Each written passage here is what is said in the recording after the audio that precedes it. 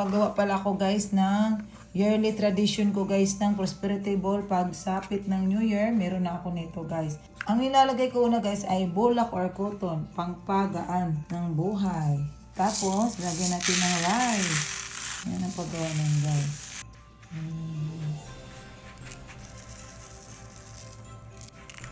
Natin ng egg, 12 egg guys. Symbolize yan guys ng 1 year para sa 2026. Ayan na dyan. Guys, nalagyan ko ng 12 coins na 20. Sabi ng anak ko, upgraded daw kami ngayon. Hindi na daw piso ilagay namin. 20 naman.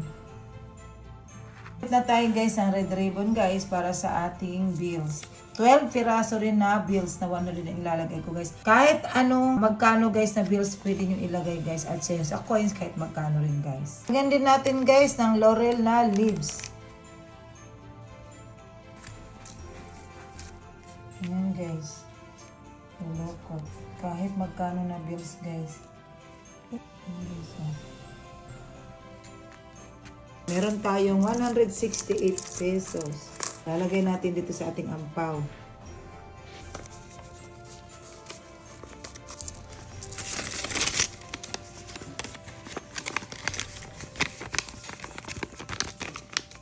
Guys, pag gusto nyo gamitin yung money guys, dapat mga after 3 kings, yung mga egg, tsaka bigas. Nutan ko maglagay ng coin na chocolate. Ito pala siya guys, oh.